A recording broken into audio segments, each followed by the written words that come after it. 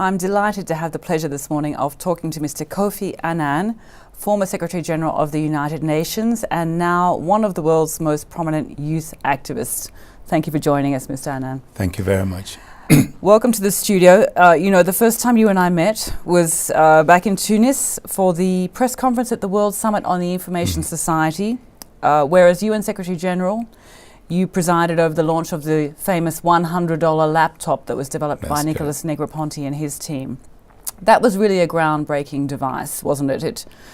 It was designed specifically as a learning aid for children and was a completely different way of looking at computers. Do you think this was the first time we really understood the power of technology to transform lives, and particularly the lives of young people?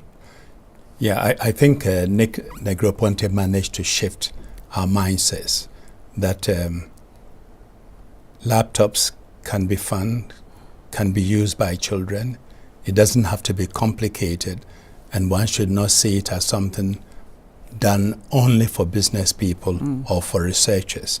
And in fact, at the time when he announced the $100 laptop, many other governments were saying we would do it at $200, $250. And so it was quite a revolution. And it did open the eyes of people and also reinforce the possibilities that schools and educational institutions can have for computers. Since then, we've really seen technology take off in ways that we couldn't have imagined even just 8 years ago. And we know that young people are by far the most enthusiastic adopters of these new devices. Do you think we're doing enough to leverage the power of technology to drive global development, especially among the young? We've done a lot, but we can do more.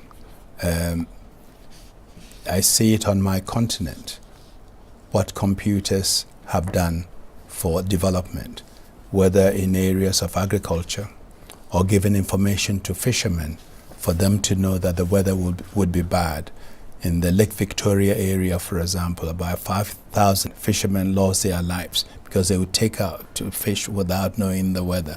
Now you can share information. Farmers are using it to share information on prices, on production. And young people are using it to exchange information and for their studies. And in fact, when you look at electronic education, lots of students and young people who would not have access to University of Education now can join in through online teaching. Later today, the Kofi Annan Foundation will be launching an initiative called Kofi Annan Dialogues Live. Could you tell us a little bit more about this? What does it entail and what does it hope to achieve? Basically, I want to engage young people. I want to find out what's on their mind, what their concerns are, and I want to share some of my experience with them. We, in my generation or at the leadership level, claim we do a lot for the young, but we never consult them. We never know. It's quite remarkable, actually, when if you think about it. If you need a legal opinion, you go to a lawyer. If you need an accountant, you get one. But when we are talking about youth, we don't talk to them. No, and it's amazing how many youth conferences we have with no young people present. This is it.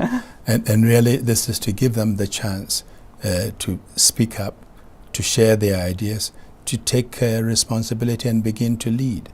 And I keep reminding them that you don't have to be old to lead. This is their world. They are going to inherit the future, and they should begin getting engaged and taking responsibility now.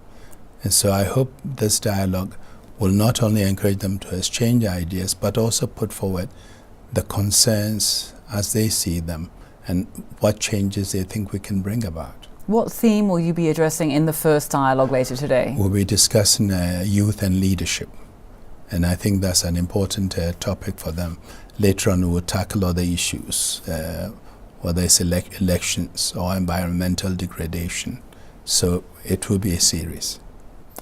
here in Geneva this week, ITU is hosting the WSIS Forum event, and among other things, that will be looking, along with other UN agencies, at the WSIS Plus 10 review, so 10 years on from the first World Summit on the Information Society. Do you think we're working hard enough, and perhaps more importantly, effectively enough, to extend connectivity to underserved communities, especially the next generation?